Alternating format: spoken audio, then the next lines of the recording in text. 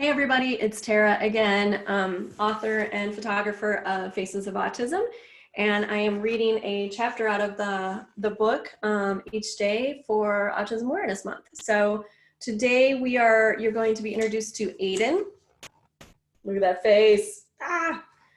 And Aidan, his one word that his parents described him with, and I asked this question of all the parents, like, give me one word that would describe your child. And you know what? Not one of them said anything negative. Not that they would, but like, I don't know. Sometimes kids are kind of stinkers, and not one of them chose something that was not positive.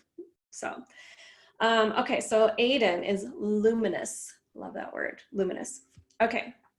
Meet Aidan. This face, I love how you can't quite tell what he is thinking. Is it mischief, love, ideas, joy, maybe all of the above?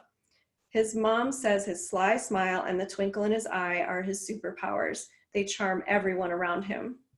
When I asked Aidan's mom to describe him, she wrote, "He lights the way to the meaning of life. I think he was put on this earth to teach us patience, love, and understanding. Before I had Aidan, I didn't understand the bond between a parent and their child, and before his diagnosis, I didn't understand him. Throughout the whole autism journey, he's taught me that no matter how hard life is and how many obstacles are in the way, we can choose to be happy, and we can beat whatever's in our way through hard work, determination, and perseverance. And he's also taught me that it's okay to take a break when we are overwhelmed. It's okay to stop and take a moment." That's amazing. That's a lot to learn from one kiddo. I went on to write in here, "I love this photo of Aidan on his bike." Let me show you. Yeah. Just prior to this, I was photographing him walking around a path in his family's yard, but I wasn't getting great expressions from him. He was doing his own thing, and he was getting agitated that I blocked his path in order to take the photo. So he was kind of doing this little loop that he did around the tree on this path. And, I'd step in his way to get in front of him to try and get him to look up and have a really nice picture, have him looking at me. And he really was just getting annoyed with me.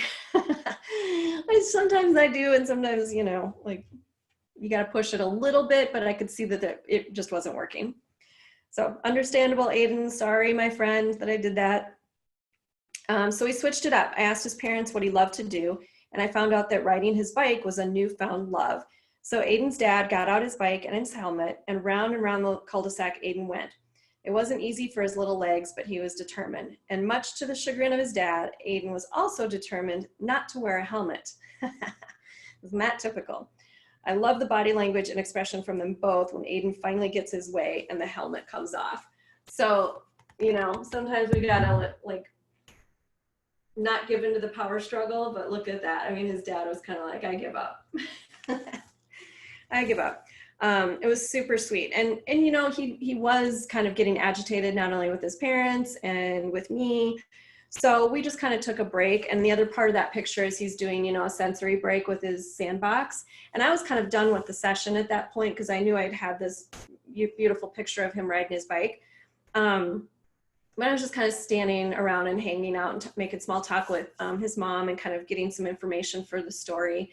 And I realized he was like in the moment, and he was so peaceful and just happy to be taking the sand and sprinkling it. And I started taking pictures, and he finally kind of smiled at me because he got his way, right? Like, he got to do what he wanted to do. And I still got to take a great picture of him. So, All right. We'll share more with you guys tomorrow.